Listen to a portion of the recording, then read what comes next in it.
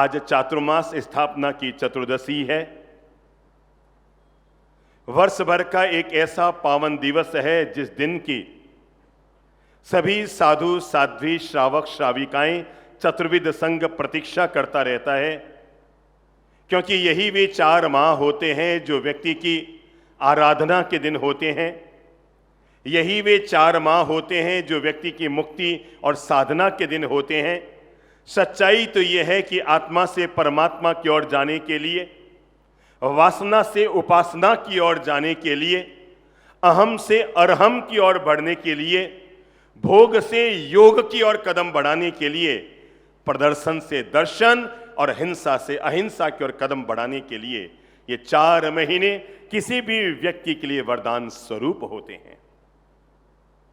जैसे एक किसान यूं तो 12 महीने जीता है, लेकिन बीज वपन करने के बाद सावन के महीने में बरसात की इंतजारी करता रहता है, ऐसे ही सुधी श्रावक जन जो अपने भीतर धर्म की उपासना के भाव रखते हैं, जिनके भीतर यह अभिलाषा रहती है कि हम अपने जीवन में आध्यात्मिक कल्याण की साधना भी कर सकें, वे सभी लोग चातुर्मास की इसलिए प्रतीक्षा करते हैं ताकि चातुर्मास की आराधना करके वर्ष भर में अगर किसी भी प्रकार का कोई दोष व्यक्ति के द्वारा हो जाए तो व्यक्ति उससे निर्दोष हो जाए। आध्यात्मिक कल्याण के लिए किसी भी व्यक्ति के लिए सुअवसर है, आत्म जागृति का ये व्यक्ति के लिए सुअवसर है, साधना का स्वर्णिम काल व्यक्ति के लिए चातुर्मास है, और आध्यात्मिक भावना को और आगे बढ़ाने के लिए चातुर्मास रामबाण दवा का काम करता है। हमारा देश धर्म प्रधान देश है। पूरे विश्व भर में धन पूजा जाता है, लेकिन एकमात्र भारत है जहां पर धन से भी ज्यादा धर्म की पूजा होती है। मानता हूं कि अगर कल्पना करो अभी यहां पर मिस्टर अंबानी जी की धर्मपत्नी आएगी या अडानी की धर्मपत्नी आएगी, क्या होगा? तय है कि वो चार्टर्ड फ्लाइट से हैदराबाद आएगी, और इतना भी तय है कि जब वो इस पंडाल में आना चाहेगी तो उनके आने के लिए न करते रॉयल्स कार 2-4 करोड़ की कार की व्यवस्था भी होगी। और तय है चातुर्मास समिति के जितने पदाधिकारी हैं उस समय कहाँ होंगे? प्रणव बाबू कहाँ होंगे? गेट पर होंगे, उनका स्वागत सम्मान करने के लिए। पक्की बात है ना? अगर अंबानी या अडानी की धर्मपत्नी यहां आएगी या और किसी अमीर आदमी की धर्मपत्नी आएगी तो तय है कि दरवाजे पर सब लोग माला लेकर खड़े होंगे उनका स्वागत सम्मान करने के लिए, और शायद 2 फोटोग्राफर भी एक्स्ट्रा बुला लेंगे फोटोग्राफी कराने के लिए। पर एक बात मुझे बताइए, क्या उस अरबपति खरबपति महिला को देखकर आप में से किसी भी श्रावक के मन में यह भाव आएगा कि मैं उसको तिखो तो आया ही ना? आएगा मन में भाव? ईमानदारी से किसी के मन में यह भाव आएगा कि उसके पांव छूकर उसकी दुआओं की दौलत नो? कल्पना करो, अरबपति महिला बाहर आई है, उसको लेकर के आपके मन में सम्मान तो पैदा हो सकता है, पर यह भारत देश है, यहां याद रखना अमीरी यहां पर सम्मान पाती है, पर त्याग और तपस्या यहां पर श्रद्धा पाती है। और इसीलिए जब कोई त्यागी तपस्वी साध्वी आएगी, कुछ भी नहीं है उसके पास, 1 ग्राम सोना नहीं है, 1 ग्राम चांदी नहीं है, पांव में चप्पल नहीं है, सफेद कपड़े पहने हुए बिल्कुल अनासक्त और अपरिग्रह भाव की महिला आई है। अरे नाक में एक सोने का तिनका भी नहीं है और सिर पर एक बिंदी भी जिसके नहीं है, वो महिला अगर अंदर आई है, चाहे हाथ में मुपत्ती है या मुंह पर मुपत्ती बांधी हुई है, और पता लगा महासती जी महाराज पधार रहे हैं कि साध्वी जी महाराज पधार रहे हैं, जरा एक बात बताओ, मन में क्या भाव पैदा होंगे? इनको क्या करें? श्रद्धा पूर्वक। याद रखना, अमेरिका धन में आगे है और हम लोग धर्म में आगे हैं।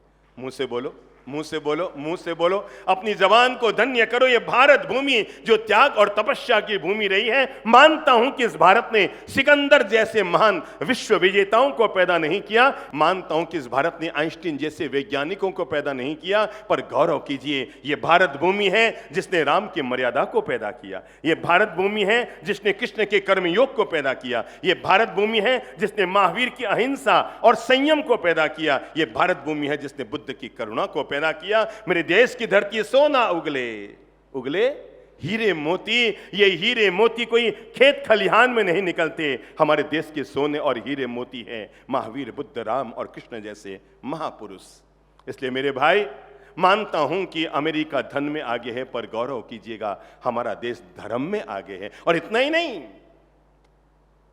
अमेरिका वाले जब जाएंगे, कल्पना करो, दिमाग में लो, अमेरिका वाले जब ऊपर जाएंगे तो उनका धन उनके साथ जाएगा कि यहीं रहेगा? बुद्धि लगाओ। उनका धन उनके साथ जाएगा कि यहीं रहेगा? बुद्धि लगाओ, यहीं रहेगा। और हम जब भारत वाले ऊपर जाएंगे तो हमारा धर्म हमारे साथ जाएगा। वो कमाते हैं जो यहीं रह जाता है, हम वो भी कमाते हैं जो हमारे, बोलो बोलो बोलो बोलो, मुंह खोलो, जो हमारे साथ भी जाता है, इस जन्म में भी काम आता है और अगले जन्म में नहीं, केवल अगले जन्म में नहीं, जन्म जन्मांतर तक, भव भवांतर तक जिसके सत्कर्म व्यक्ति के साथ निभाते हैं। इसलिए ये चातुर्मास 12 महीने में आने वाला 4 महीने का चातुर्मास, और उसमें भी शुरुआत के 2 महीने सावन और भादवा, और उसमें भी ये जो 51 दिन आज से अब शुरू होने वाले हैं संवत्सरी पर्व के लिए, ये तो 51 दिन किसी भी श्रावक श्राविका के लिए सबसे बड़े वरदान बन जाते हैं, उसके आध्यात्मिक कल्याण के लिए, आत्म जागृति के लिए। 8 महीना व्यक्ति सफलता के लिए जीता है। किसके लिए? धंधा करो, ऑफिसें चलाओ, अमीर बनो, अरबपति बनो, सफल हो, दुनिया में कामयाब बनो। 8 महीने सफलता के लिए होते हैं, पर चातुर्मास के 4 महीने सार्थकता के लिए होते हैं। एक होता है व्यक्ति का सफल जीवन, एक होता है व्यक्ति का सार्थक जीवन। इन दोनों में फर्क है। आपके 500 करोड़ का आपका अपना मकान बना हुआ है, ये आपका सफल जीवन है, पर आप में से उसमें से 2 करोड़ निकालकर किन्हीं गरीब बच्चों के लिए अनाथालय बनाया है, ये आपका सार्थक जीवन है। समझ में आई? आपकी थाली में 8 तरह की मिठाइयां हैं खाने के लिए, ये सफल जीवन है, पर आपने खाना खाने से पहले 4 गरीब लोगों के भोजन की व्यवस्था कर दी। ये क्या है? शब्द समझना। पहला है सफल जीवन, 8 मिठाई थाली में है, यह है सफल जीवन। क्या कहा मैंने? 8 मिठाई थाली में है, यह है आपका सफल जीवन। पर खाने से पहले 4 गरीब लोगों को आपने खाना खिलाया, ये क्या है? सार्थक जीवन। चातुर्मास सार्थकता के लिए है, चातुर्मास सफलता के लिए नहीं है। आपके पास पहनने के लिए 1 लाख की साड़ी है, यह आपका सफल जीवन है, पर आपने किन्हीं 4 गरीब महिलाओं को 500 रुपये की 4 साड़ी अपनी तरफ से गिफ्ट दी, यह है आपका सार्थक जीवन। आप अच्छी रॉयल्स कार में घूम रहे हैं, यह है आपका सफल जीवन, पर आपने 10 गरीब बेटियों को स्कूल जाने के लिए साइकिल भी अपनी तरफ से गिफ्ट दी, यह है आपका सार्थक जीवन। मेरे भाई, व्यक्ति को केवल सफल जीवन नहीं जीना चाहिए, धनवान व्यक्ति सफल जीवन जीता है, धार्मिक व्यक्ति सार्थक जीवन जीता है। सफल जीवन यहीं रह जाएगा। मुझे लोग कहते हैं कि साहब इस दुनिया में जो भी कमाओ यहीं रह जाता है, और सभी संतों ने आपको यही कहा होगा ना, सोना चांदी जमीन जायदाद दुनिया की हर चीज इंसान की यहीं रह जाती है। पर मैं आपको बता दूं, अगर इंसान को ले जाना आए ना, मैं दुनिया का वो सफल सीए हूं जो आदमी को अगले जन्म में भी जो माल ले जाना हो उसकी व्यवस्था कर सकता हूं। जिसको जितने रुपये ले जाने हैं, जिसको जितना सोना चांदी ले जाना है, जिसको जमीन जायदाद ले जानी है, अगले जन्म में जा सकती है, 100% जा सकती है। बस फर्क इतना सा है, उनका धन, उनकी जमीन, उनका सोना, उनका चांदी, उनका मकान, उनका महल, उनकी जायदाद यहीं रह जाती है। जो छोड़ कर जाते हैं, उनकी जमीन, उनकी जायदाद, उनका सोना, उनका चांदी, उनके रुपये, उनका धन, उनकी दौलत, उनकी संपत्ति साथ चली जाती है। जो बोलो बोलो देकर जाते हैं। जो छोड़ कर गया वो छोड़ कर चला गया, जो देकर चला गया वो साथ में लेकर चला गया। मैंने कहा 8 माह व्यक्ति की सफलता के लिए होते हैं, लेकिन 4 माह व्यक्ति की सार्थकता के लिए होते हैं। और ये जो 4 माह है ना, ये हमारे लिए वरदान बन सकते हैं। अगर हम अपना मन बना लें कि ये 4 महीने में हम पूरे आध्यात्मिक भावना के साथ, पूरे आत्मिक कल्याण की भावना के साथ, अपने मन को निर्मल और पवित्र करने की भावना के साथ, एक तो होता है आए, समाज में दिखाने के लिए आ गए, समाज में पहचान के लिए आ गए, सब हमको जानते हैं पहचानते हैं, मिलना है जुलना है, आना है जाना है, सारे काम हो गए। लेकिन एक बात सोचो, अगर हमारा आत्मलक्षी जीवन नहीं हुआ, अगर हमारी अपनी अंतर्दृष्टि नहीं हुई, अगर हमारा अपने अंतर्मुखी व्यक्तित्व नहीं हुआ, 3 तरह की आत्मा होती है, एक है बहिरात्मा, एक है अंतरात्मा और एक है परमात्मा। शब्द बोलो तो, पहला क्या है? बहिरात्मा, दूसरा क्या है? अंतरात्मा, तीसरा क्या है? परमात्मा। जो हर समय बाहर की गतिविधियों में जीता रहता है, खाओ पियो मौज उड़ाओ मस्ती मारो, ये करो वो करो, अंट करो बंट सरो, घूमने जाओ, हस्ती मस्ती का हस्ती करो, वो है बहिरात्मा। और जो व्यक्ति भीतर में उतर गया वो है क्या है? अंतरात्मा। और जिस व्यक्ति ने भीतर में उतरकर आध्यात्मिक साधना करके सिद्धत्व को प्राप्त कर लिया, उसी का नाम है परमात्मा। चातुर्मास बहिरात्मा हमारी चेतना को मोड़कर अंतरात्मा में प्रवेश कराने का उपक्रम है। जो आत्मा 24 घंटा बाहर की प्रवृत्तियों में जीती रही, सड़क पर चलते रहे तो खाने पीने की अभिलाषा होती रही, दुकानों को देखते रहे तो वस्तुओं को खरीदने की इच्छा होती रही, सोने चांदी को देखते रहे तो उन्हें इकट्ठा करने की इच्छा होती रही, जमीन जायदाद का धंधा है तो और जमीनें खरीदने की इच्छा होती रही, जो जो भी बाहर की प्रवृत्तियां थी वो सब हमें आकर्षण का केंद्र बनती रही। चातुर्मास सार्थकता के लिए है, आध्यात्मिक कल्याण के लिए है, ये शरीर को सजाने के लिए नहीं, ये आत्मा को सजाने के लिए है। मेरे भाई एक बात याद रखना, इस चातुर्मास में अपने शरीर को सजाने की कोशिश मत करना, क्योंकि शरीर तो एक दिन मिट्टी में मिल जाएगा। अगर सजाना है तो अपनी आत्मा को सजाओ, क्योंकि इसी आत्मा को परमात्मा के पास जाना है। शरीर यहीं रह जाएगा, शरीर के भौतिक तत्व यहीं रह जाएंगे, पर इसी आत्मा को कहां जाना है? बोलो बोलो बोलो बोलो, परमात्मा के पास जाना है। भगवान महावीर, भगवान पारसनाथ, भगवान आदिनाथ मंदिरों में इसलिए नहीं पूजे जा रहे कि उनका चेहरा सुंदर था। भगवान महावीर मंदिरों में इसलिए नहीं पूजे जा रहे कि उनका चेहरा सुंदर था, वो इसलिए पूजे जा रहे हैं क्योंकि उनका चरित्र सुंदर था। इसलिए चातुर्मास एक ब्यूटी पार्लर का काम करेगा, सुंदर बनाएगा, चेहरे को नहीं चरित्र को सुंदर बनाएगा, तन को नहीं मन को सुंदर बनाएगा, भवन को नहीं भावना को सुंदर बनाएगा, बाहर की प्रवृत्तियों नहीं आत्मा को निर्मल और पवित्र बनाएगा, व्यक्ति के चित्त का रूपांतरण करके आध्यात्मिक कल्याण का काम करेगा। यूं तो व्यक्ति केवल धर्म की बातें बातें करता रहता है। हम जितनी धर्म की बातें करते हैं ना, धर्म का आचरण उतना नहीं कर पाते हैं। जितना व्यक्ति भगवान है या नहीं इसके बारे में तर्क वितर्क करता रहता है, अगर उसकी 10% भी भगवान की आराधना कर ले तो आदमी को भगवान मिल जाएगा। धर्म से कुछ होता है कि नहीं, आदमी चर्चा बहुत करता है। सामायिक का क्या परिणाम, मंदिर जाने का क्या परिणाम, मूर्ति की पूजा करने का क्या परिणाम, मुपत्ति बांधने का क्या मतलब, मुपत्ति नहीं। आदमी धर्म की बातें बहुत करता है पर धर्म का आचरण नहीं कर पाता, और बातों का बादशाह बनने से व्यक्ति का धार्मिक जीवन नहीं हो जाता है। एक बार क्या हुआ, एक गांव का आदमी, कामारेड्डी है ना, उसके भी और आगे गहरे गांव का आदमी, तबीयत बिगड़ गई, बुखार उसका ठीक नहीं हो रहा था, तो गांव के लोगों ने कहा एक काम कर, हैदराबाद जा और वहां पर जाकर किसी बड़े डॉक्टर को दिखा कर आ जा। पर ध्यान रखना, ये जो शहरों के डॉक्टर होते हैं ना, बड़े होशियार होते हैं। अरे फटाफट रोगी को सल्टा देते हैं, केवल फीस लेने का दिमाग में रहता है और रोगी को फटाफट रवाना करते हैं, तू तो हर बात बराबर समझ के आना। गांव का आदमी आया, इलाज कराने आया, डॉक्टर ने नाड़ी वाड़ी चेक की और कहा कि ले ये दवाइयां मैं लिख देता हूं और तू बिल्कुल ठीक हो जाएगा। उसने दवाइयां ली, 100 रुपया डॉक्टर साहब को दिए, फीस के चुकाए, बात पूरी थोड़ी सी पुरानी है, 100 रुपया फीस के चुकाए, कागज की पर्ची ली और रवाना हुआ। रास्ते में सोचने लगा कि डॉक्टर साहब ने दवाइयां तो दी है लेने के लिए, पर यह तो बताया ही नहीं कि गाय के दूध से लेनी है या पानी से लेनी है, दूध से लेनी है या पानी से लेनी है। डॉक्टर के पास आया, वापस कहा डॉक्टर साहब जरा बताओ ये दवाइयां लेनी किससे है, दूध से लेनी है कि पानी से लेनी है। डॉक्टर ने कहा किसी से ले ले, दूध से ले ले, पानी से ले ले, खाना। उसने कहा नहीं नहीं, मैंने आपको फीस दी है। क्या दी है? फीस दी है, तो आप मुझे ये तो बताओ कि मैं दूध से लूं कि पानी से। उसने कहा दूध से ले ले। 100 कदम चला तो दिमाग में आया घर में भैंस भी है और गाय भी है, तो भैंस के दूध से लूं या गाय के दूध से लूं।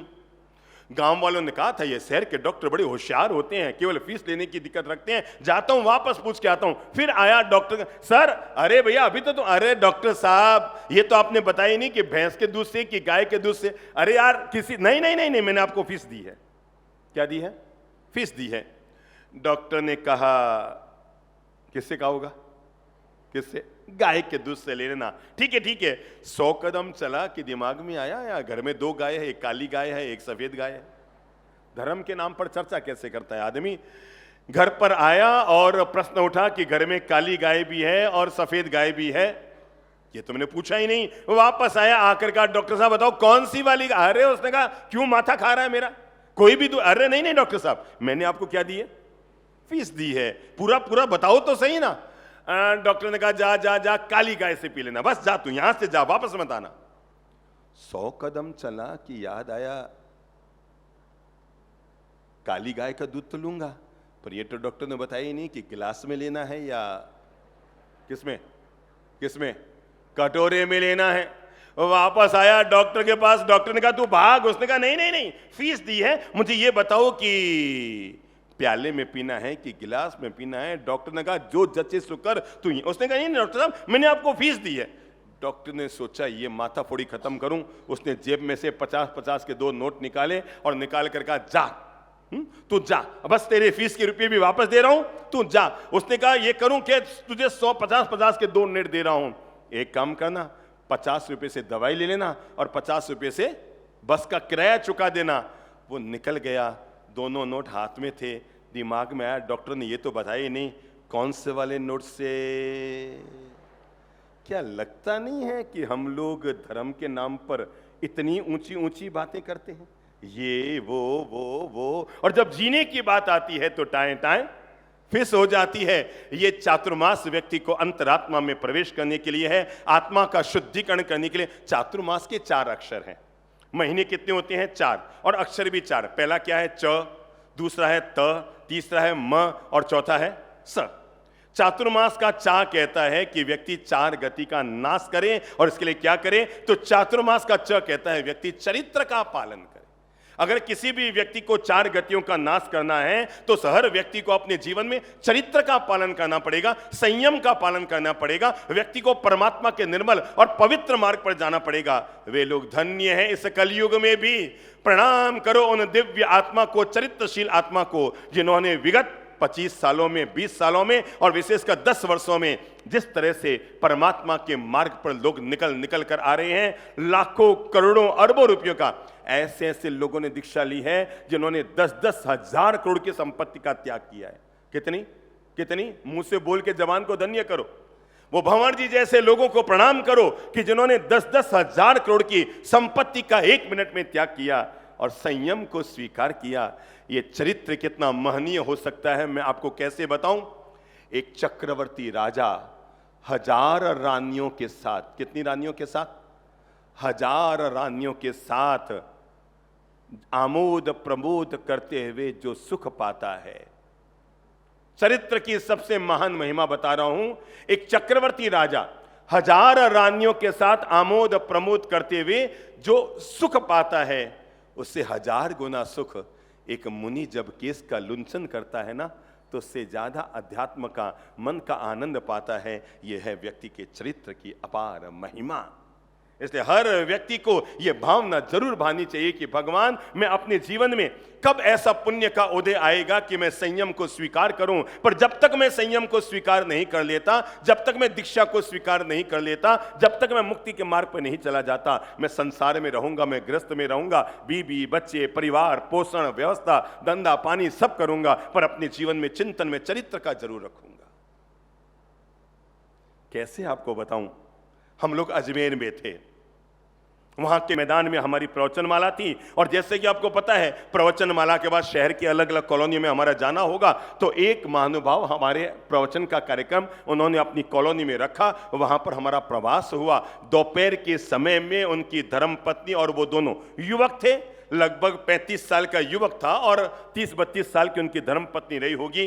तो वो युवक हमारे पास बैठे थे, धर्म की कुछ चर्चा कर रहे थे। उतने में उनकी धर्मपत्नी ने आके कहा, गुरुदेव मेरे पति बहुत महान हैं। और तब उन्होंने उनके जीवन की घटना बताई कि गुरुदेव जिस दिन हमारा विवाह हुआ, समझना व्यक्ति की चरित्र और संयम के प्रति श्रद्धा किसे कहते हैं, तो कहा जिस दिन हमारा विवाह हुआ गुरुदेव उस दिन अष्टमी थी। समझना, संत बनकर संत जीवन का पालन करना फिर भी व्यक्ति के लिए सरल हो सकता है, पर संसार के बहाव में बहते हुए भी अगर व्यक्ति के अंतर्मन में संयम और चरित्र के प्रति अभिलाषा है और संयम और चरित्र के प्रति श्रद्धा है तो कितनी वंदनीय हो सकती है। उस बहन ने बताया, गुरुदेव मेरे पति इतने धर्म प्रकृति के हैं, जिस दिन हमारा विवाह हुआ उस दिन अष्टमी थी। शाम को 4-5 बजे मेरे मोबाइल में एक मैसेज आया इनके मोबाइल से कि आज ध्यान रखना अष्टमी है। हालांकि हमारी सुहाग रात है। क्या थी? हमारी सुहाग रात है, पर आज अष्टमी है। मैं भी विवेक रखूंगा, तुम भी विवेक रखना। अगर ईश्वर ने हाथ दिए है ना, तो सम्मान में ताली बजाकर गौरव जरूर ले लो। अरे हम बड़े बड़े लोग ठंडे पड़ जाते हैं। विवाह के दिन एक पति अपनी पत्नी को मैसेज कर रहा है जिसके साथ रात को फेरे खाने वाला है, आज अष्टमी है, मैं भी विवेक रखूंगा, तुम भी विवेक रखना। यह चिंतन कौन कर सकता है? जिसके भीतर चरित्र के प्रति श्रद्धा है। अगर व्यक्ति चरित्र का चिंतन करेगा तो क्या होगा? भोजन करने बैठा है, थाली में 4 मिठाइयां हैं, मन में संयम और चरित्र की प्रति श्रद्धा, क्या करेगा? वो 3 मिठाई बाहर निकालेगा, कोई 1 मिठाई का उपयोग करेगा और संयम पूर्वक भोजन स्वीकार करेगा। खाना भी संयम पूर्वक कैसे हो सकता है? चातुर्मास का च हमें कहता है व्यक्ति 4 गति का नाश करे और इसके लिए चरित्र का पालन करे। चातुर्मास का त हमें कहता है कि चातुर्मास में तपाराधना खूब कीजिए। चातुर्मास का म हमें कहता है जीवन में मोह माया का नाश कीजिए। और चातुर्मास का स हमें कहता है अंतर्मन में संयम की अभिलाषा पैदा कीजिए। चातुर्मास क्या करें क्या न करें, एक बात तय मानकर चलना, जिंदगी सब जीते हैं, पर जिंदगी जीने का किसको कितना परिणाम मिलता है यह अलग बात है।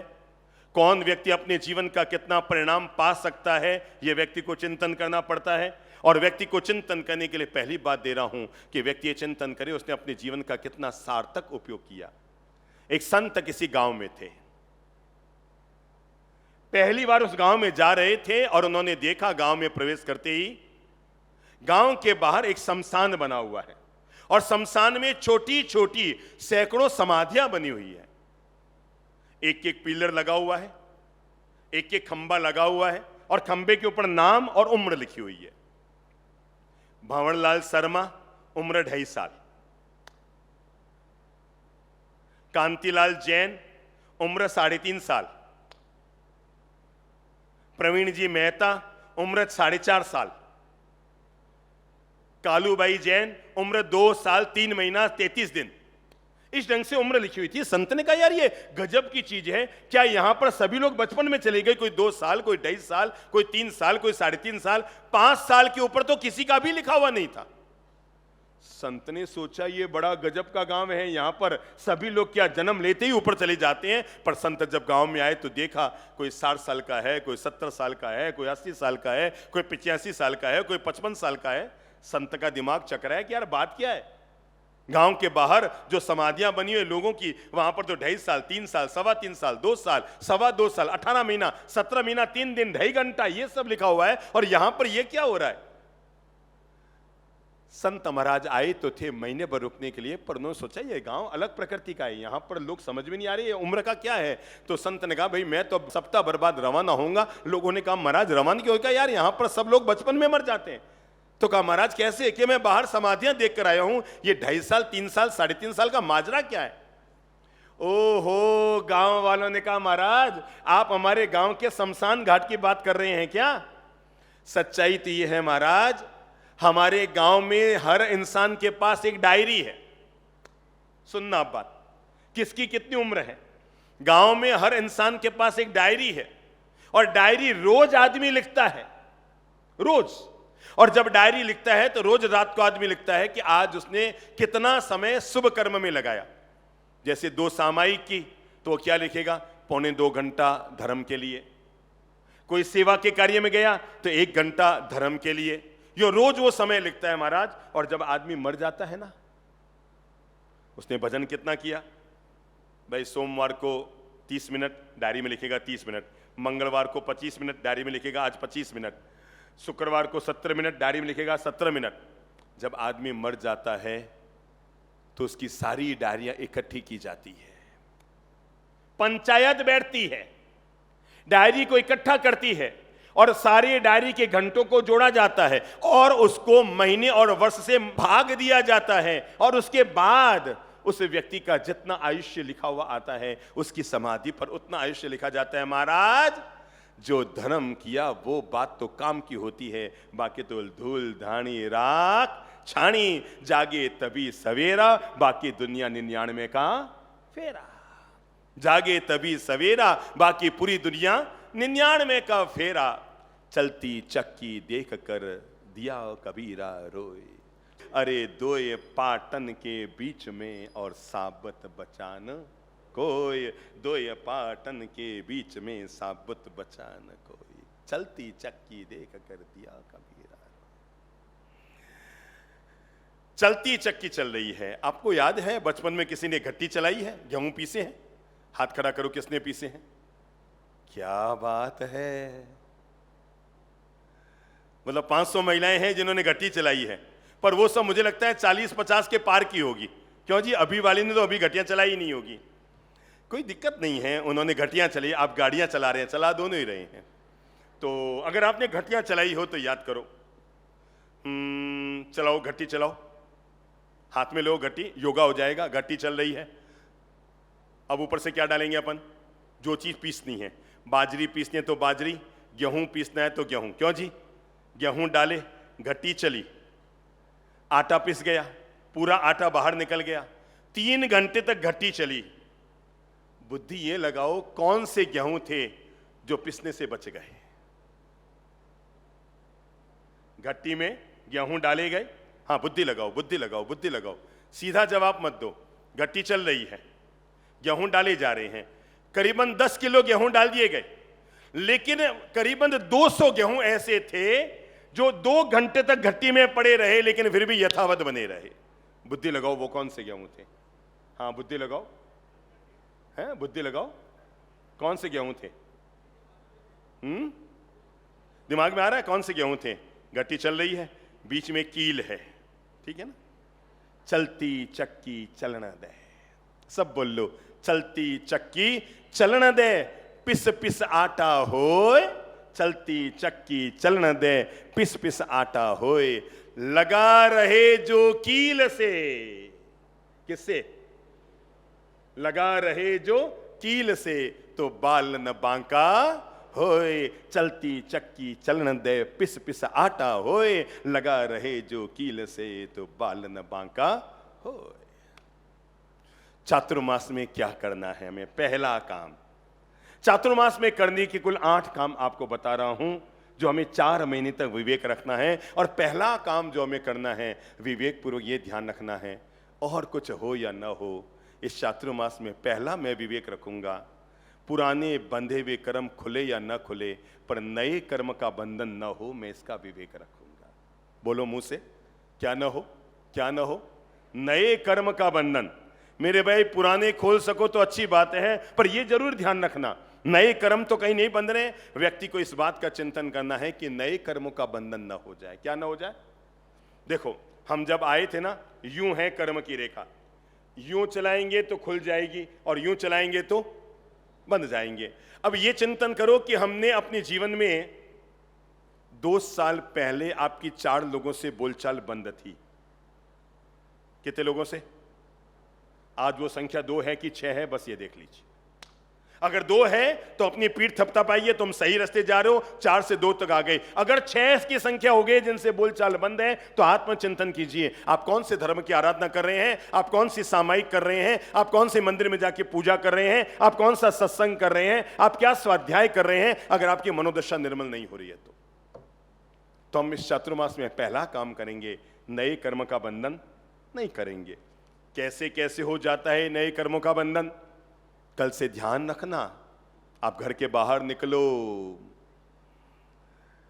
मानता हूं कि आपको सत्संग सुनने की जल्दी है कि 9 बजे से पहले पहले मुझे यहां पहुंचना है।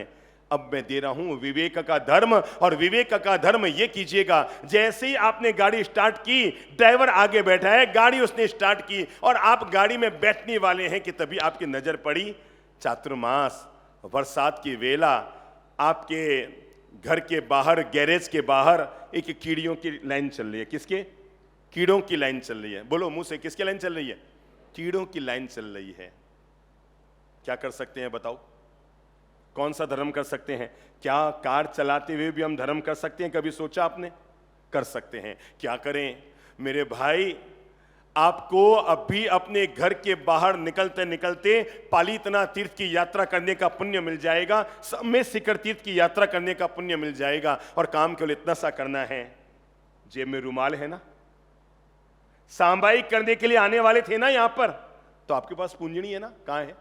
हाँ, ऊपर करो तो पूंजनी। बस ये पूंजनी आप यहां इस्तेमाल करो या ना करो, पर कार के गैरेज के बाहर जो कीड़े चल रहे हैं ना, अपनी कार बाद में बाहर निकालना, उस पूंजनी से, उस रुमाल से, उस चरवले से, उस कपड़े से पहले उन कीड़ों को खिसका देना। अगर आपने कार निकालते हुए 10 कीड़ों को बचा लिया, आपको पालीतना की यात्रा करने का पुण्य यही मिल गया।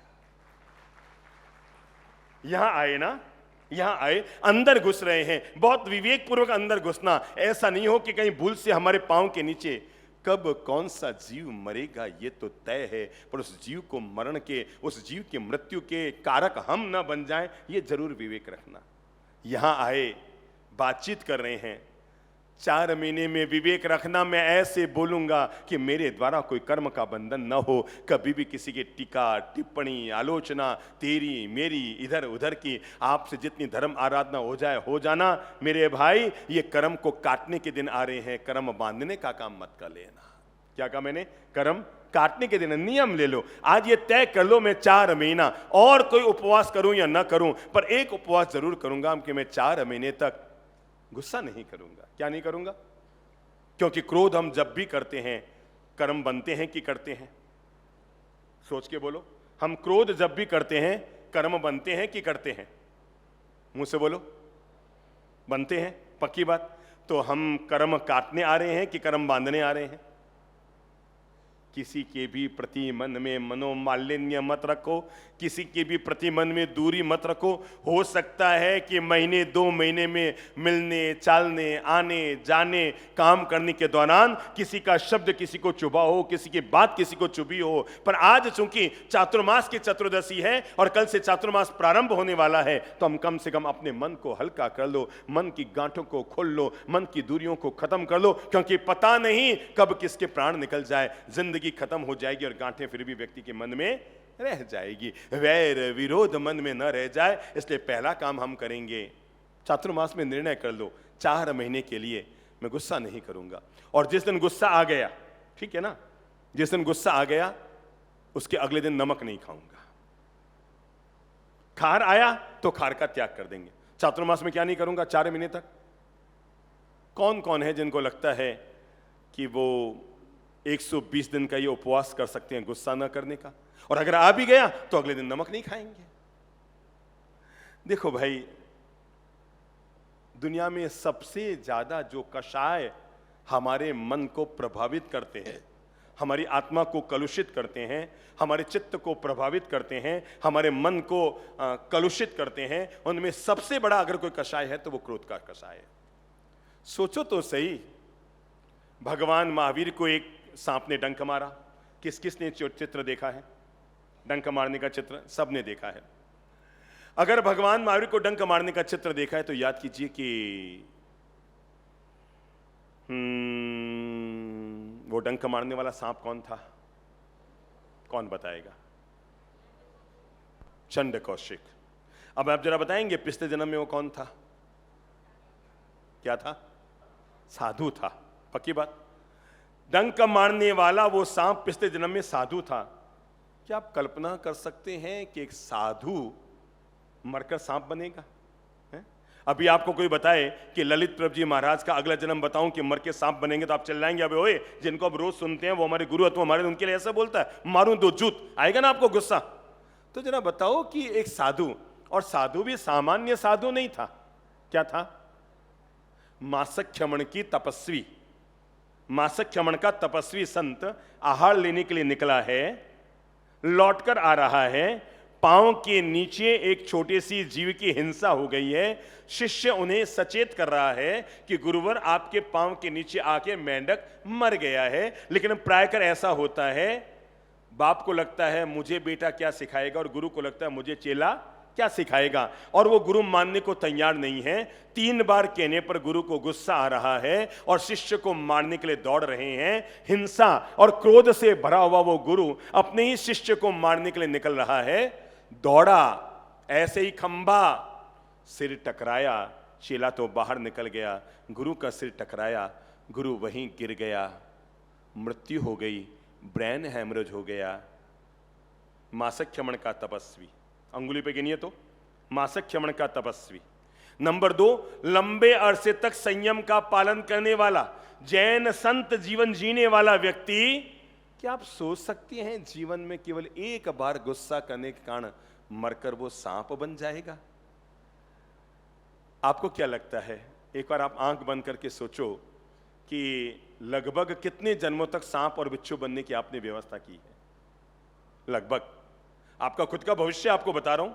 जितनी बार आपने गुस्सा किया है, आपने उतने भाव बढ़ाए हैं। इसलिए इस चातुर्मास में हम पहला संकल्प करेंगे, मैं कषाय से अपने आप को दूर रखूंगा। और कषाय से दूर रखने के लिए बाकी कोई धर्म हो या ना हो, पर एक धर्म की आराधना जरूर करूंगा कि मैं क्रोध के वातावरण से अपने आप को दूर रखूंगा। किससे? बोलो, मुंह से।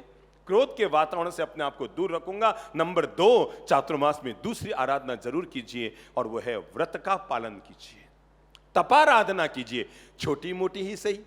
अगर आपको लगता है कि आप एकासन कर सकते हैं, बहुत अच्छी बात है। आपको लगता है आप उपवास कर सकते हैं, बहुत अच्छी बात है। पर आपको लगता है आप ये नहीं कर सकते, तो इससे नीचे भी है, व्यासना कर सकते हैं। इससे नीचे भी हम पौरसी कर सकते हैं। इसके नीचे भी हम ये नियम ले सकते हैं, मैं सूर्योदय के 1 घंटे तक अपने मुंह में कुछ नहीं डालूंगा। इससे नीचे भी नियम ले सकते हैं कि मैं कम से कम रात्रि भोजन नहीं करूंगा।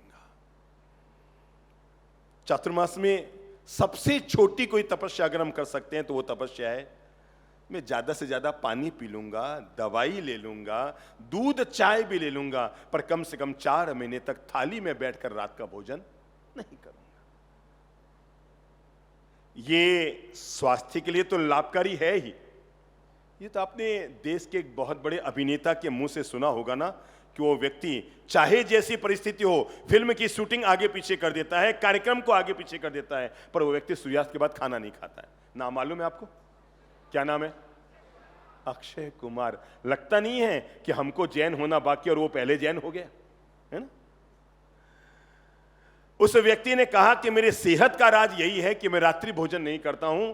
अगर कोई व्यक्ति रात को भोजन नहीं करता है, पहला काम खाया पिया हजम हो जाएगा, दूसरा काम शरीर में आलस नहीं रहेगा, तीसरा काम पेट निकलकर बाहर नहीं आएगा, चौथा काम रात को डकारों पर डकारें नहीं आएगी, पांचवा काम अंट संट बंट रात को नहीं होगा, और छठा काम यह रहेगा कि विचार दशा व्यक्ति की बहुत निर्मल रहेगी, क्योंकि पेट में अगर भारीपन नहीं होगा, लड्डू पेड़े माल मलिंदे और पता नहीं 20 तरह की मिठाइयां, 20 तरह की नमकीन, 10 तरह की आइसक्रीम ब्याह शादी में खाकर आप 12 बजे घर आए हैं और आते ही बिस्तर पर पड़ गए, न तो खाने को हजम कर पाए न खाने का उपयोग कर पाए। सीधा साधा नियम बना लो, क्या नहीं करूंगा मैं? रात्रि भोजन नहीं करूंगा। बोलो मुंह से, क्या नहीं करूंगा? रात्रि भोजन नहीं। कितना अटपटा लगता है जब जैनियों की शादी होती है। किसकी? और वहां भी एक अलग से छोटा सा बोर्ड लगा रहता है, जैन फूड। तो बाकी क्या है? बोला बड़ा अटपटा लगता है मुझे कि पूरा पंडाल जैन की शादी का है और वहां पर एक कोने में एक कमरा बनाया हो जिस पे लिखा हुआ है रात्रि भोजन से पहले व्यवस्था जैन फूड। मेरे भाई, अगर आप ब्याह शादी में एक काम कर सको तो जरूर करो। घर पर भले ही खा लेना, खाना पड़े तो, पर कम से कम ब्याह शादियों में पहला नियम बना लेना चाहिए कि जब भी शादी का भोजन हो दिन में करो। क्या करो? क्यों करो? अगर आप ब्याह शादी का भोजन रात को करेंगे, क्या क्या नुकसान होगा? कौन बोलेगा? हाँ, प्रवीणी जी सुराना खड़ी होइए तो। अगर व्यक्ति दिन में खाना करेगा तो क्या लाभ होगा और रात को करेगा तो क्या घाटा होगा? हेलो, एक तो सबको रात की सौगंध का लाभ मिल जाता गुरुदेव। नंबर 1, रात्रि सौगंध का लाभ मिल जाएगा। नंबर 2, दूसरा लाइटिंग का खर्चा, डेकोरेशन का खर्चा, काफी कुछ जो लाइटिंग का खर्चा, डेकोरेशन का खर्चा, काफी कुछ बच जाएगा। नंबर 3, जीव की हिंसा भी बहुत कम हो जाती गुरुदेव। शाबाश इंडिया, जीव की हिंसा भी कम होगी। आपके घर में अब किसी की शादी होने वाली है क्या? करा नहीं, बेटे की मैं दिन में ही करा था गुरुदेव शादी। तो बेटी की शादी दिन में करा? दिन में करा। क्या बात है, ताली बजाकर अभिनंदन कीजिए। एक सबसे बड़ा लाभ क्या होगा? हाँ, बगल में खड़ा कीजिए तो, हाँ दीजिए, उनको दीजिए। हाँ हाँ, जी साहब। बताइए, अगर रात को भोजन करते हैं शादी में और दिन में करते हैं तो क्या फर्क आएगा? इतना तो ज्ञान नहीं है, लेकिन सब लोग दिन में ही भोजन करेंगे और उनका स्वास्थ्य ठीक रहेगा। उनका स्वास्थ्य, हाँ ठीक है, तो एक बात तो बताए ना, स्वास्थ्य ठीक रहेगा। अब मुझे एक बात बताइए, जहां रात्रि भोजन होगा वो भोजन कितना बजे तक चलेगा? रात का भोजन तो 2-3 बजे तक चलता गुरुदेव यहाँ पर आजकल। क्या बात है, 2-3 बजे तक? यस। मतलब यहाँ के लोग खाने के लिए जीते हैं बस। ठीक है।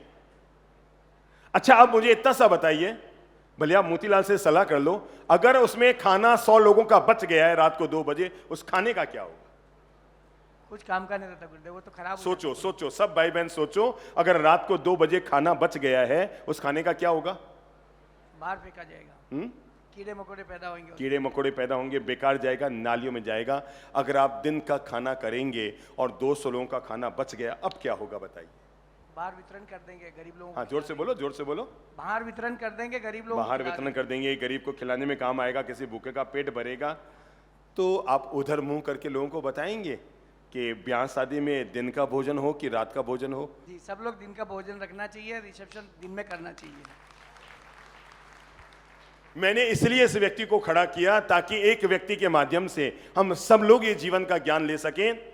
रात्रि भोजन, नंबर 1 जीव की हिंसा, नंबर 2 बेवजह का जरूरत से ज्यादा डेकोरेशन का खर्चा, नंबर 3 हम हजम न कर पाएंगे खाने को क्योंकि पानी पीने का समय हमारे पास नहीं रहेगा, नंबर 4 सबसे बड़ा जो फायदा हो सकता है दिन में खाना करने का, वो है कि अगर खाना बच गया है, आपने 700 लोगों को निमंत्रण दिया, 500 लोग ही आए, 200 का खाना बच गया, रात को क्या करेंगे बताओ? वो सोचो बहनों, रात को क्या होगा? पड़ा रहेगा, सुबह तक ढक्कन लगा रहेगा, आप सब तो निकल जाएंगे और वो जो कर्मचारी रहेंगे वो ढक्कन दिए पड़े हैं, वो खुद 9 बजे तक सोए पड़े हैं और सुबह तक जब उनको खोलेंगे, किसी सब्जी में टमाटर डाला हुआ है, किसी में ये डाला हुआ है, वो बदबू मारती हुई सब्जियां सड़क पर फेंकी जाएगी। मैं आपको ये बताना चाह रहा हूं, अगर केवल एक जैन समाज अपनी ओर से पूरे देश के लिए आदर्श स्थापित कर सकता है तो जरूर करें, और वो आदर्श ये है, हम चाहे जो कुछ करें पर हमारे विवाह में जो भोजन होगा वो हम दिन में करेंगे, ताकि पाप और पुण्य की बात तो बाद में है, धर्म और अधर्म की बात तो बाद में है, पर एक काम जरूर हो जाएगा कि हम बचे हुए खाने का सदुपयोग कर लेंगे, और किसी भी बचे हुए खाने का सदुपयोग करना यह धर्म का सबसे बड़ा चरण है। जो खाना बेकार जा रहा है ना, उस बेकार जाते हुए खाने का अगर हम पॉजिटिव उपयोग कर लेंगे, मेरे भाई, अगर वो खाना किन्हीं 200 लोगों के पेट में जाएगा तो क्या होगा, और वो खाना रात भर सड़ते हुए उसमें जीव पैदा होते रहेंगे तो क्या होगा? चलो, आज चातुर्मास में 4 महीने के लिए हम एक छोटा सा संकल्प कर सकते हैं। मैं आज आपको इतनी छोटी सी तपस्या बता रहा हूं जिसको करने में कुछ नहीं लगेगा और चातुर्मास की सबसे बड़ी तपस्या हो जाएगी। सोचो, आज क्या वार है? बुधवार। आज आपने रात्रि भोजन नहीं किया, शाम को 7 बजे बंद किया और सुबह 7 बजे तक खाना नहीं खाया, तो क्या होगा? 12 घंटे का उपवास हो जाएगा। बुधवार को हुआ।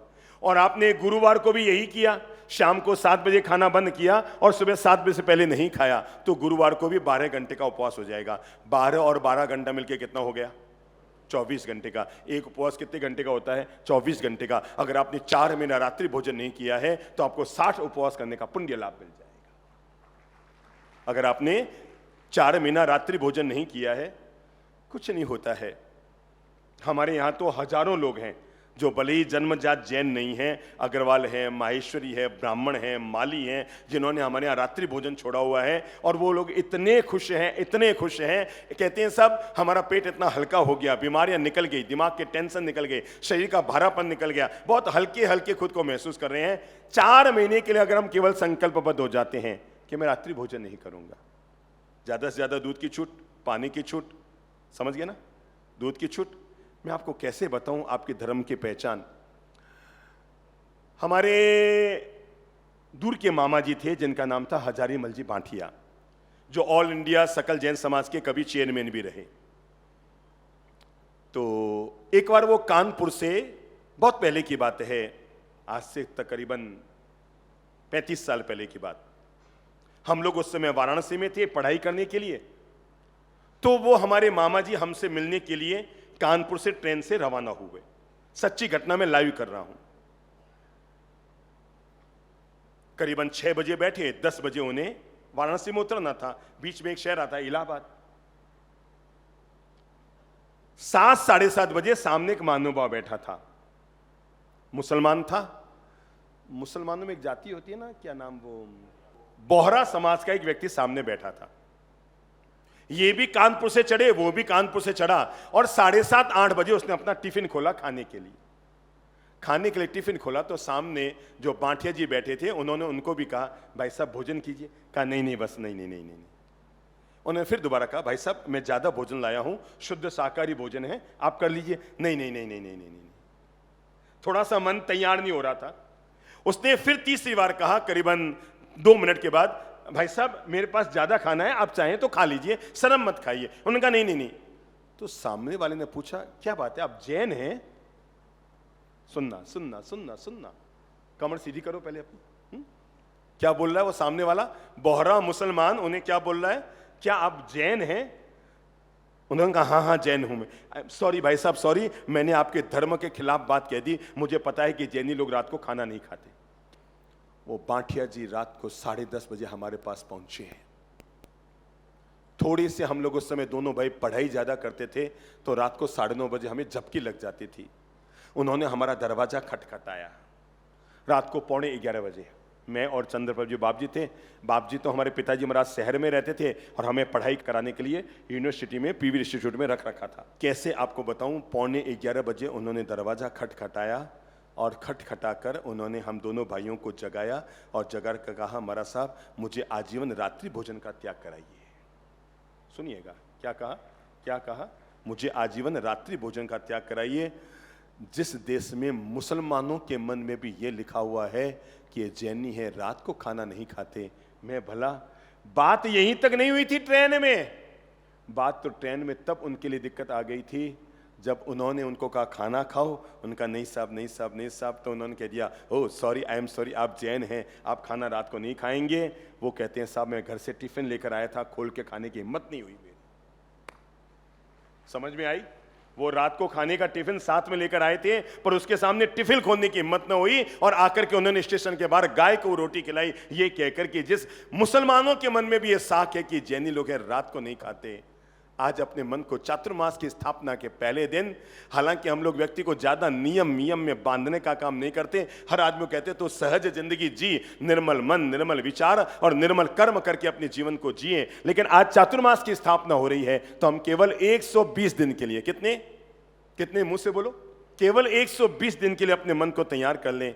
मैं दूध ले लूंगा, चाय ले लूंगा, लिक्विड ले लूंगा, दवा ले लूंगा, पर रात में थाली में बैठकर भोजन नहीं करूंगा, अन्न नहीं खाऊंगा, भोजन नहीं करूंगा। किस किस के भीतर आत्मा है जो अपने मन को तैयार कर सकते हैं? शाबाश। चलो जिन जिन को लगता है उनके भीतर आत्मा है, जिनके भीतर आत्मा नहीं है मैं उनको खड़ा भी नहीं करूंगा, पर जिनको लगता है उनके भीतर आत्मा है और ये चातुर्मास के 4 महीने के लिए संकल्प ले सकते हैं, केवल 4 महीना, मैं 4 महीने का नियम। मैं आजीवन लेना चाह रहा हूं। आप आजीवन लेना चाह रहे हैं? ताली बजा कर अभिनंदन करो भाई, बहुत अच्छी बात है ना, बहुत अच्छी बात है। बातें मन को प्रभावित की। मैं 9वां वर्षी तप किया, 9वां वर्षी तप करके आज मुझे 2.5 महीने हुए हैं। मैं जो खाया हूं मुझे पता है कि मेरा वजन भी बढ़ा है और मुझे चैन भी नहीं है। सुन रहे हो, सुन रहे हो? देखो इस व्यक्ति ने 9 वर्ष तप किए। एक बार हम पूना में थे तो जवाहर स्टेडियम में हमारी प्रवचनमाला थी, तो चंद्रप्रभ जी बाप जी ने उन लोगों को खड़ा किया जिन्होंने जीवन में मासख्यमण किया है। करीबन 125 लोग मंच पर आ गए। कितने लोग? जिन्होंने जीवन में कभी भी मासख्यमण किया है। करीबन 8-10 हजार लोग बैठे थे, तो 125 लोग मंच पर आ गए जिन्होंने जीवन में मासख्यमण किया है। चंद्रप्रभ जी बाप जी ने फिर उनको पूछा आप में कौन कौन लोग हैं जो अभी रात्रि भोजन नहीं करते? उनमें से केवल 10 लोग हुए जिन्होंने कहा हम रात्रि भोजन नहीं करते हैं। तो इन्होंने कहा मासख्यमण करना 16 हो गया, पर रात्रि भोजन त्याग करना 2 हो गया। सोचो उस व्यक्ति का मासख्यमण से क्या परिणाम देगा जो कल तक तो मासख्यमण कर रहा था और आज रात को रात्रि भोजन कर रहा है। क्या परिणाम देगा उसको? मेरे भाई, मासख्यमण करना उतना जरूरी नहीं है, वर्षी तप करना भी उतना जरूरी नहीं है जितना किसी जैन के लिए रात्रि भोजन का त्याग करना जरूरी है। अगर आप धर्म की पहली सीढ़ी भी नहीं चढ़ पाए हैं तो आगे की सीढ़ियां चढ़ के क्या कर लेंगे। और इन्होंने कहा मैंने 9 वर्ष तप किए और 9 वर्ष तप करने के बाद मेरी शरीर की स्थिति है कि 2.5 महीने में खाता गया, खाने का आनंद उठाता गया और बाबा जी ढाबा जी हो गए, है ना, डबल हो गए ना। कितना 8 किलो वजन 2 महीने में बढ़ा लिया। अच्छा हुआ मैं आ गया, नहीं तो साल भर में तो आप 50 किलो वजन बढ़ा बैठते। ठीक है ना, ये तो गनीमत है भगवान की कृपा, हम आ गए, बाकी तो लोग आपको पहचान नहीं बंद कर देते। चलो अब खड़े हो जाओ जिनके भीतर आत्मा है, जिनको लगता है हम 120 दिन तक 4 महीने के लिए, केवल 4 महीने के लिए मैं रात्रि भोजन नहीं करूंगा। और वैसे भी इन 4 महीनों में ब्याह शादियां तो होती नहीं है, शायद होती है क्या ब्याह शादियां? बस तो जैसे ही 4 महीने पूरे होंगे आप लोग टूट पड़ना है? हाँ भाई बहन, जो भी मन में आत्मा है, देखो भाई हम पूरे चौमासे में किसी से 1 पैसा मांगने वाले नहीं हैं। हम क्या मांग रहे हैं? आपके जीवन का स्वास्थ्य लाभ। अरे धर्म को तो किनारे रखो एक बार, अगर आपको स्वस्थ जीवन का मालिक बनना है तो रात्रि भोजन त्याग कर लो। जो लोग खड़े हुए हम उनकी बहुत तबीयत से ताली बजाकर अनुमोदना करते हैं। हाथ जोड़िए, बोलिए हम संकल्प लेते हैं, जोर से बोलिए हम संकल्प लेते हैं कि हम आगामी 4 माह के लिए यानी 120 दिन के लिए रात्रि भोजन का त्याग करते हैं। जिनको लिक्विड की छूट रखनी है उनको लिक्विड की छूट, बाकी रात्रि भोजन का त्याग त्याग त्याग त्याग। ताली बजाओ और अभिनंदन करो। पहला नियम हमने लिया रात्रि भोजन के त्याग का, व्रत का आचरण। जिनसे हो पड़े नौकारसी करना, जिनसे हो पड़े एकासन व्रत करना, और कुछ नहीं होना। कल ही एक महानुभाव माणक साहब मुझे कह रहे, साहब हमारा तो पूरा घर ही 51 दिन तक एकासना करने का मन बना चुका है। मैंने कहा अभी बहुत अच्छी बात है, त्याग तपस्या में जीवन जो निर्णय कर ले वो उनका निर्णय हो जाता है। पहला निर्णय हम करते हैं वो है व्रत में जीवन। जितना भी हमसे व्रतों का पालन होगा हम व्रत में जीवन जिएंगे। नंबर दूसरा, चातुर्मास में हम दूसरा संकल्प करते हैं सामायिक और स्वाध्याय। क्या है? यहां हो जाए यहां कर लो। आपको लगता आप यहां नहीं कर पाए, किसी भी श्रावक को इन चातुर्मास के 4 महीनों में 2 में से एक काम तो जरूर कर लेना चाहिए। या तो बैठकर सामायिक कर लो या मंदिर में जाके भगवान की पूजा कर लो। 2 में से एक काम तो जरूर कर लो, या तो जिनेंद्र पूजा और या फिर सामायिक की आराधना। मोक्ष मार्गों को प्राप्त करने के लिए अगर सबसे सरल कोई साधन है तो वो सामायिक की आराधना है। समता की आराधना, विषमता से बाहर निकलकर समता की आराधना करना, यह सामायिक के पुण्य भाव है। क्योंकि सामायिक व्यक्ति के भीतर क्षमा, व्यक्ति के भीतर प्रेम, व्यक्ति के भीतर शांति, व्यक्ति के भीतर समता, व्यक्ति के भीतर सहिष्णुता पैदा करती है। अगर हम एक व्रत अपने जीवन में रखते हैं और वो है सामायिक का व्रत। कौन सा व्रत? कौन सा व्रत? सामायिक का व्रत। तो हम चातुर्मास में मन बना सकते हैं, या तो मैं मंदिर में जाके भगवान की पूजा दर्शन का लाभ लूंगा और या फिर मैं सामायिक कर अपनी आत्मा को निर्मल और पवित्र करूंगा। हम चातुर्मास में एक और नियम ले सकते हैं और वो है स्वाध्याय और सत्संग। किसी भी व्यक्ति के आत्मिक कल्याण के लिए सबसे बड़ी भूमिका कोई अदा करता है तो स्वाध्याय और सत्संग करता है। क्योंकि संत वाणी सुनकर हर व्यक्ति के जीवन का कायाकल्प होता है। यह चातुर्मास इसलिए व्यक्ति के लिए वरदान बनेगा क्योंकि रोज आप पवित्र वाणी सुनेंगे और रोज पवित्र वाणी सुनकर अपने आत्मा के कल्याण करने के लिए आप 4 कदम आगे बढ़ा पाएंगे। सत्संग जरूर कीजिए। क्या कीजिए? बोलो मुंह से। हर कोई व्यक्ति अपने जीवन में क्या करे? सत्संग जरूर करे, क्योंकि सत्संग करने से व्यक्ति की आत्मा का कायाकल्प होता है, व्यक्ति के मन का निर्मलीकरण होता है, व्यक्ति की विचार दशाएं उत्तम होती है। रोज अच्छा है आप लोग यहां आ रहे हैं, कहीं भी करो, पर रोज केवल ऐसा नहीं कि 50 दिन करना है, पूरे 4 महीना, 1 घड़ी, आधी में पुनि आध, चाहे आधे घंटे ही करो, पर पवित्र वाणी संतों की सुनने का, सत्संग करने का आनंद, सत्संग करने का पुण्य लाभ, सत्संग करने का गौरव अपने जीवन में जरूर लो, क्योंकि सत्संग व्यक्ति के कायाकल्प करती है। हमने तो मेरे भाई हमारे जीवन में सत्संग से हजारों लोगों को नॉनवेज छुड़वाया है। इस सत्संग से लाखों लोगों को बुरी आदतें और गुटके और व्यसन की चीजें छुड़वाई है। लाखों लाख लोगों का जीवन का परिवर्तन किया है व्यक्ति के एकमात्र सत्संग से। हम लोग अजमेर में थे, वहां सिंधी समाज बहुत ज्यादा है। सबसे ज्यादा जो समाज वहां पर है, मुसलमानों से ज्यादा सिंधी है वहां पर। हमारे प्रवचन में सैकड़ों हजारों सिंधी रोज आने लगे। एक युवक सिंधी जिसके पीने की बहुत ज्यादा आदत थी, अटरम पटरम उल्टे सीधे काम की आदत थी। और संयोग की बात, हमारी बातें सुन सुन करके उस व्यक्ति ने इन सब चीजों का त्याग कर दिया। कहा गुरुदेव मैं आज के बाद नॉनवेज और शराब का टच भी नहीं करूंगा, स्पर्श नहीं करूंगा, मैं आजीवन त्याग करता हूं। उसको हमारी बातें इतनी रुच गई कि वो धीरे धीरे दिन भर हमारे साथ ही घूमने लगा। हम जहां आहार के लिए जाते हमारे साथ चलता, हम आते, हम प्रवचन में जाते, सत्संग में जाते, वो दिन भर हमारे पास रहने लगा। तो जो और लोग आते थे सिंधी युवक, उन्होंने जाकर उनके मम्मी पापा से कहा, अरे यार ये लगता है तुम्हारा बेटा जैन बन गया है। क्या बन गया है? तुम्हारा बेटा क्या बन गया है? जैन बन गया है। उनके माँ बाप ने कहा तुम कहते हो जैन बन गया है? अरे तुम लोगों के साथ रहकर तो ये बिगड़ गया था, अगर ये जैन महाराज बन जाए तो भी हमें कोई दिक्कत नहीं होगी, क्योंकि इन्होंने हमारे लड़के को सुधारा है। सत्संग व्यक्ति का कायाकल्प करता है। संतवाणी के श्रवण का परिणाम क्या होता है? मैं एक सजीव घटना को लाइव कर रहा हूं। हम लोग बॉम्बे में थे, कमर सीधी कर लो। हम लोग मुंबई में थे। चातुर्मास समापन के 10-12 दिन पहले की घटना है। एक महानुभाव आए गुवाहाटी से और आकर कहा गुरुदेव मुझे आपसे जरूरी बात करनी है। मैंने कहा भाई साहब 8:30 बज गए हैं, हमें प्रवचन के लिए जाना है, हम विलंब हो रहे हैं, हम वापस। उसने कहा गुरुदेव मुझे आज दोपहर में वापस जाना है, मुझे आपसे केवल 15 मिनट मन की बात कहनी है। मैंने कहा भैया एक काम कर, रास्ते में मेरे साथ चल दो और जो भी आपके मन की बात हो मुझे कह देना। सत्संग व्यक्ति के जीवन में, पवित्र वाणी व्यक्ति के जीवन में क्या परिणाम देती है? उसने कहा गुरुदेव, मन की व्यथा बताते हुए कहा कि आज से करीबन 13 साल पहले मेरा विवाह हुआ। 6 महीने के अंदर अंदर हम लोगों के रिश्तों में क्या हो गई? नेगेटिविटी हो गई। मेरी उससे नहीं पटे, उसकी मुझसे नहीं पटे, और आपस में इतनी दूरियां बढ़ गई, इतनी दूरियां बढ़ गई, इतनी दूरियां बढ़ गई कि साल भर के अंदर अंदर तो हमने तलाक लेने का भी फैसला कर लिया। और गुरुदेव मेरा उससे तलाक हो गया।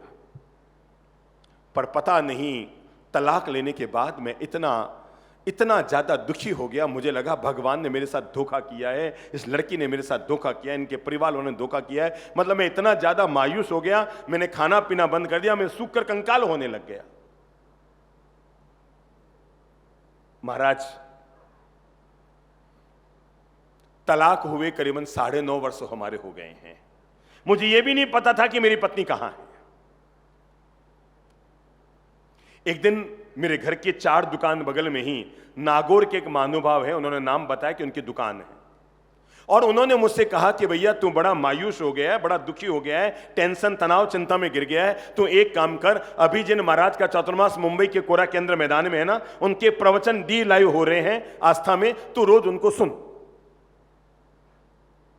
महाराज पता नहीं, मैं परंपरा से तो आपके मंदिर वाला नहीं हूं, पर वो पड़ोसी ने मुझे कहा तो मेरा मन हो गया और मैंने भी रोज प्रवचन सुनने शुरू कर दिए। 1 दिन सुना, 2 दिन सुना, 5 दिन सुना, 15 दिन सुना, 1 महीना सुना। महाराज जब तक संवत्सरी चल रही थी, आपने क्षमापना पर प्रवचन दिया, तब तक मैं सुनता चला गया। मैंने प्रवचन सुना महाराज, और पता नहीं 50 दिन तक सुनते सुनते सुनते सुनते सुनते सुनते मेरे मन ने एक जवाब दिया कि ये जो तलाक हुआ उसमें एक बात तो तय हो गई, गलती उसकी कम थी और मेरी ज्यादा थी। मैं ही जिद पर अड़ गया था और मैंने जिद में आकर तलाक की बात उठा दी। पता नहीं आपकी बातों को सुन सुनकर मेरे मन में ग्लानि भाव आया और मेरे मन ने कहा कि मुझे एक बार अपनी उस तलाक वाली पत्नी को सॉरी कह देना चाहिए ताकि मेरा मन हल्का हो जाए। कई बार जब हम सॉरी बोल देते हैं ना तो हमारा मन बड़ा हल्का हो जाता है, वाह मैंने तो सॉरी कह दिया, वो माने नहीं माने उसके कर्म वो जाने। पर महाराज मुझे पता ही नहीं वो रहती कहाँ है, एड्रेस क्या है, किधर है, कहाँ है। मेरे पास उसके एक सहेली का नंबर था, मैंने उसको फोन किया। वो एक बार तो चकराई कि 9 साल बाद पहली बार मैंने उसको फोन किया ना, मैंने उसको पूछा भाई मेरी वो पत्नी जिससे तलाक हुआ तुम्हारी सहेली अभी कहाँ है? उसने कहा क्यों, क्या बात है? मैंने कहा कुछ नहीं, बस मुझे केवल से आधा मिनट बात करनी है, मुझे नंबर दे दो। बड़ी मुश्किल से मैंने 10 बार कहा तो उसने उसका नंबर दिया। मुझे पता लगा वो मुंबई में है।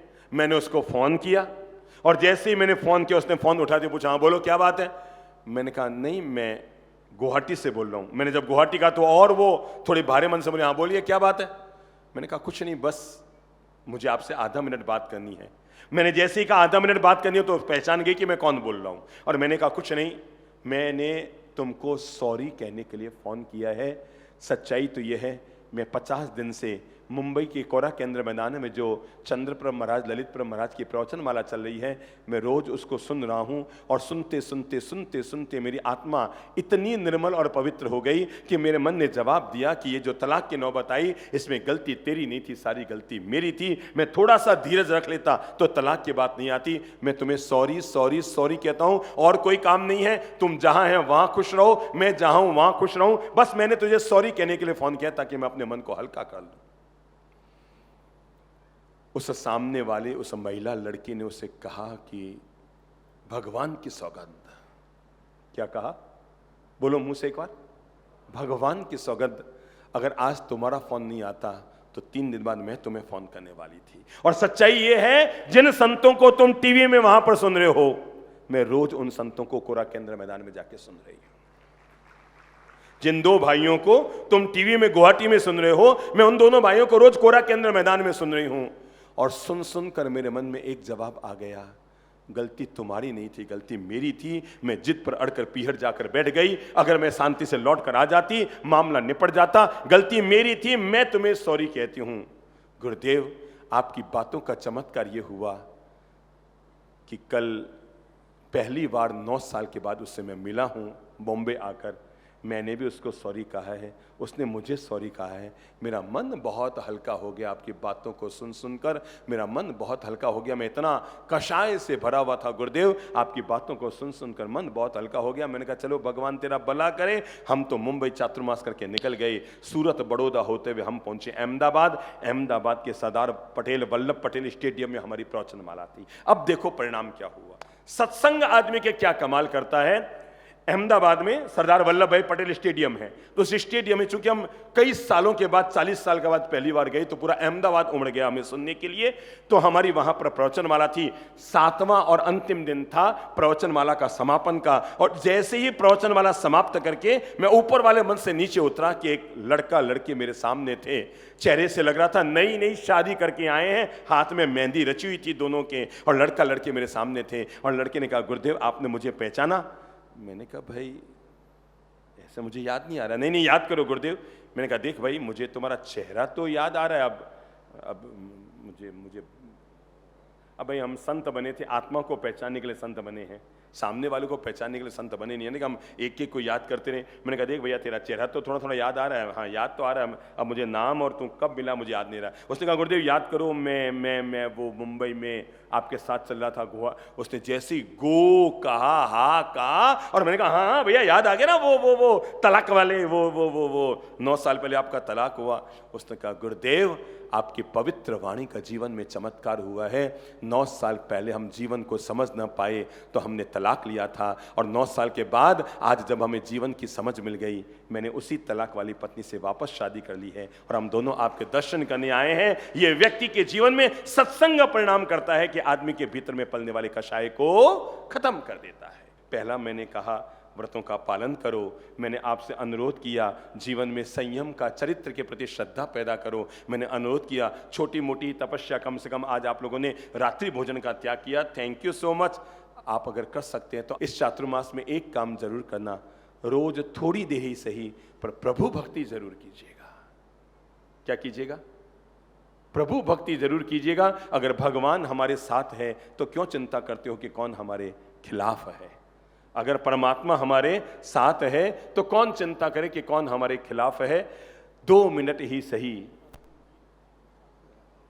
परमात्मा की 2 मिनट ही सही पर भक्ति जरूर कीजिएगा।